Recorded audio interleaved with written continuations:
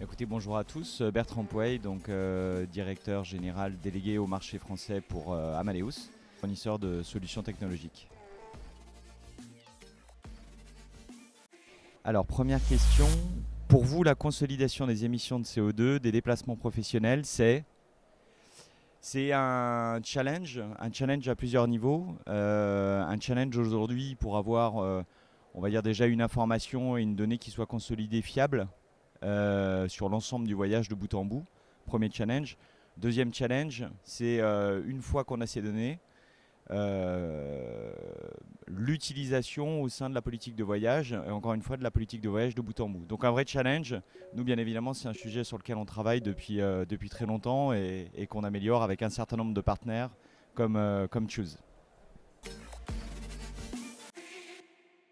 Alors la mise en œuvre d'NDC, bien évidemment, c'est à la fois de la complexité additionnelle, bien évidemment, comme toute nouveauté, mais d'un autre côté, c'est aussi des opportunités. C'est à la fois des opportunités pour, bien évidemment, nos clients, que ce soit agents de voyage, mais aussi corporations, d'avoir accès à un contenu plus vaste et plus dynamique à la fois avec le dynamic pricing, et puis des opportunités bien évidemment pour des agrégateurs comme nous, puisqu'aujourd'hui on distribue du contenu NDC et qu'on améliore les fonctionnalités de semaine en semaine. Alors la prochaine innovation, c'est pas véritablement une innovation qui n'existe pas aujourd'hui déjà.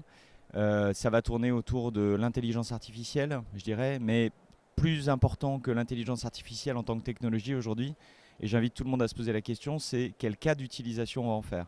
Nous aujourd'hui, on travaille par exemple sur des domaines autour de l'intelligence artificielle pour intégrer via l'analyse en langage naturel d'échanges qui auraient lieu sous Microsoft 365, qui est notre partenaire sur le sujet, et l'intégration de notre outil Cytric, qui est l'outil SBT derrière. Donc l'IA, en effet, ça va tout révolutionner.